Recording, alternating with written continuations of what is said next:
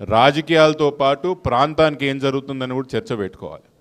ఒట్టినే రాజకీయాలు టైంపాస్ కోసం ఎవరు లేం. తొలసొక్కాలు వేసుకోనో పెద్ద పెద్ద బండ్లు తిరగనికనో రాజకీయాలు ఉండొద్దు కూడా.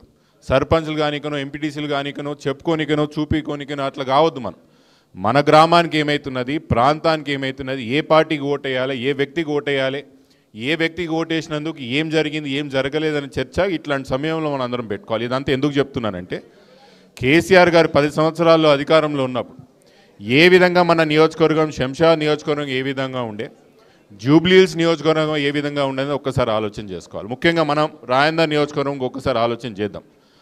ఆ రోజు మనం అధికారంలో ఉన్నప్పుడు ప్రకాష్ గౌడ్ గారు మనకు స్థానికంగా ఎమ్మెల్యేగా ఉన్నప్పుడు కేసీఆర్ గారు మనకు ఒక పెద్ద గిఫ్ట్ ఇచ్చిండు, ఒక పెద్ద వరం ఇచ్చిండు. ఏందది? మన ప్రాంతం నడిబొడ్డున నుంచి పోతుండే మెట్రో ఆడ మణికొండ రాయదుర్గంకి వెళ్ళి మొదలు పెట్టుకొని శంషాబాద్ మన ఊర్ల మీదకి వెళ్ళి శంషాబాద్ వరకు మెట్రో వస్తుండే. చాలామందికి మెట్రో వస్తే ఏమవుతుందన్న రైలే కదా అనుకుంటారేమో. మెట్రో వస్తే మన ప్రాంతంలో ఆస్తుల విలువలు పెరుగుతాయి, మనకు రెంటల్స్ పెరుగుతాయి, వ్యాపారాలు పెరుగుతాయి. తద్వారా మన ప్రాంతం సిటీలో ఒక భాగం అయిపోతుంది. సీదా మనం శంషాబాద్ ఎక్కితే ఇగో సీదా తీసుకొచ్చి గచ్చిబౌలిలు దింపుతుండే 15 నిమిషాలు, ఏ ట్రాఫిక్ లేకుండా ఏం లేకుండా. ఎవరైనా శంషాబాద్ రావాలంటే కూడా సిటీలోకి వెళ్ళి అర్ధగంట ఇక్కడ నాంపల్లికి వెళ్ళి ఒక లైన్ మార్చుకుంటే సీదా మనం శంషాబాద్లో ఉంటాం. అదే మనం కార్లో పోవాల్సి వస్తే ఎంత కష్టమవుతున్నది. ఏం దానికి రామన్న గారు చెప్పినట్టు ల్యాండ్ యాక్విజిషన్ అయిపోయింది, పైసలు దానికి శాంక్షన్ అయింది, టెండర్ అయిపోయింది, ఆఖరికి కాంట్రాక్టర్ పని కూడా మొదలుపెట్టిండు. మొన్న రామన్న చెప్పారు, నాకు అది కూడా నేను ఎలివేటెడ్ కారిడార్ అనుకున్నాను. అది భూమి మీదనే పోయే మెట్రో. అంటే దాదాపు 6 నెలల్లో మన దగ్గర మెట్రో కూడా అయిపోతుండే. మనం అందరం కూడా ఆ మెట్రోలో తిరుగుతుంటే మన ప్రాంతం కనీసం ఇప్పుడున్న రియల్ ఎస్టేటే కానీ ఇప్పుడున్న వ్యాపార పరిస్థితులే కానీ ఎంత మెరుగుపోతుండని ఒక్కసారి ఆలోచన చేయండి. ఎమ్మెల్యే గారు ఎప్పుడన్నా పార్టీ మారినప్పుడు, ఎందుకు బాబు లొల్లి 2 నిమిషాలు, ఎమ్మెల్యే గారు ఎవడన్నా పార్టీ మారినప్పుడు మనం ఏమంటాం? ప్రాంత అభివృద్ధికి పార్టీ మారిందని చెప్తాం, లేదా ప్రాంత అభివృద్ధి కోసం పార్టీ మారిందని చెప్తారు. ప్రకాష్ గౌడ్ గారు ఎమ్మెల్యే గారు పార్టీ మారిన తర్వాత మన ప్రాంతానికి జరిగిన లాభం ఏందని ఒక్కసారి మీరందరూ ఆలోచన చేయండి అంట. ఒక్క లాభం అంటే ఒక లాభం జరిగిందా? మొదటి నష్టం ఆయన రాగానే ఏమైంది? మన ప్రాంతానికి వచ్చిన మెట్రోని క్యాన్సిల్ చేశారు. ముఖ్యమంత్రి గారు నేను అడుగుతున్నా, ఆల్రెడీ పైసలు శాంక్షన్ అయిన ప్రాజెక్టు, టెండర్ అయిపోయిన ప్రాజెక్టు, కాంట్రాక్టర్ మొదలైపోయిన ప్రాజెక్టు పనిని క్యాన్సిల్ ఎవరైనా చేస్తారా అని అడుగుతున్నా. మీరు మెట్రో క్యాన్సిల్ చేయడం వల్ల రాయందర్ నియోజకవర్గానికి ఒక్కటంటే ఒక్క లాభం ఏంది ముఖ్యమంత్రి గారు అని నేను అడుగుతున్నా. ప్రకాష్ గౌడ్ గారు పార్టీ మారినప్పుడు మీరు బాధ్యతలు కూడా మీరు చెప్పాలి. తప్పించుకొని తిరిగితే అది కాదు కదా. మీరు మా మీద మెట్రో ఆ రోజు మీరే ఉన్నారు.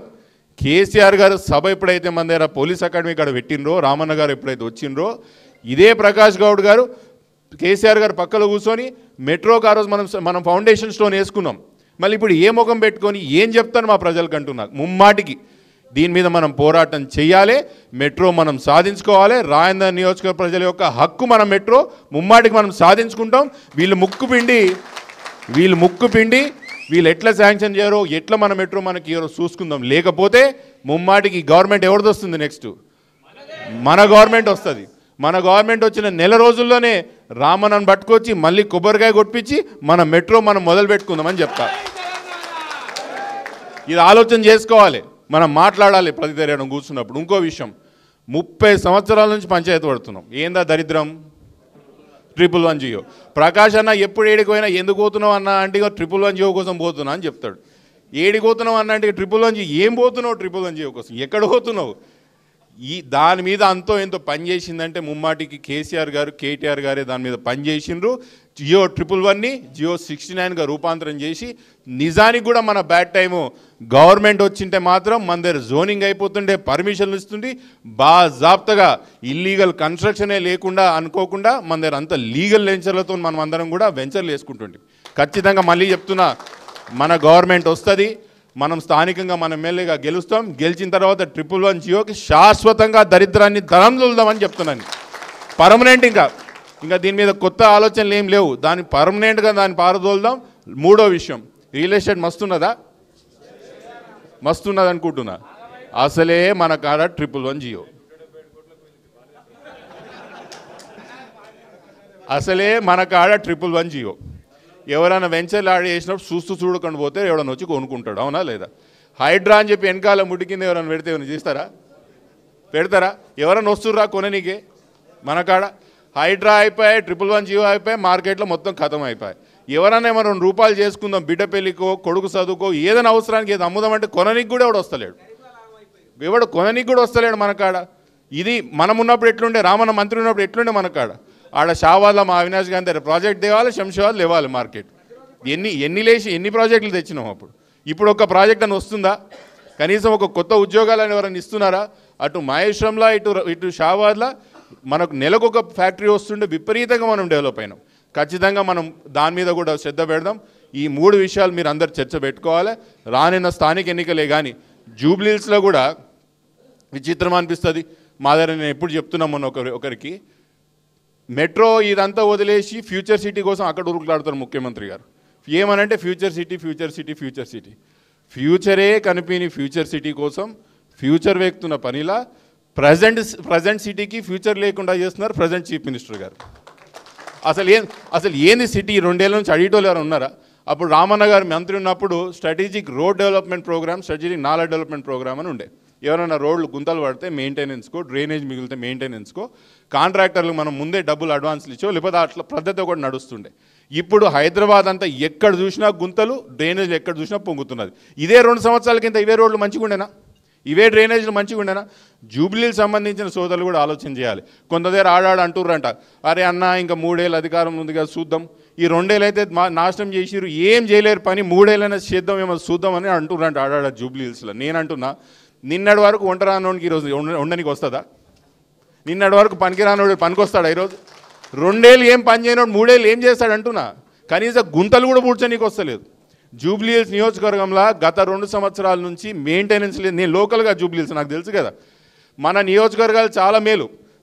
హైదరాబాద్ సిటీలో 2 సంవత్సరాల నుంచి ప్రజెంట్ సిటీలో ఎటువంటి మెయింటెనెన్స్ లేదు. ఇదేగా మనం ఇంకా జూబ్లీహిల్స్ సోదరులు ఎవరైతే ఇక్కడికి వచ్చిండ్రో మీరు అర్థం చేసుకోవాలా.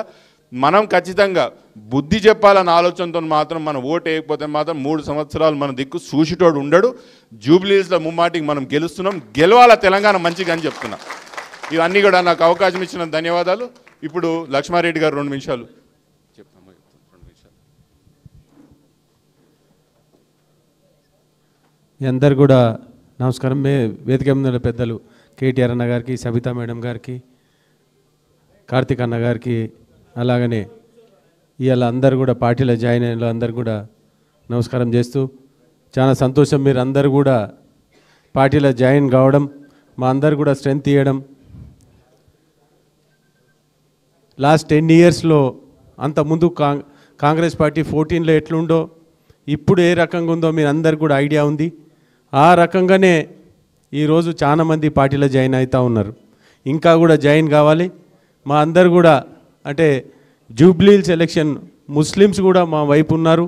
చాలామంది ఈరోజు కూడా ముస్లిమ్స్ కూడా పార్టీలో జాయిన్ అవుతూ ఉన్నారు.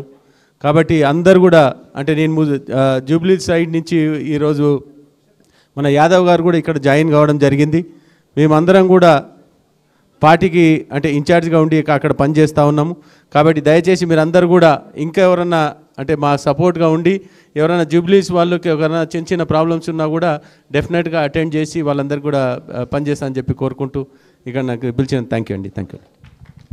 ఇంకొక విషయం ఏంటంటే ఈరోజు మాజీ కార్పొరేటర్ షఫీ గారు కూడా ఇప్పుడు మన పార్టీలో జాయిన్ కాబోతున్నారు.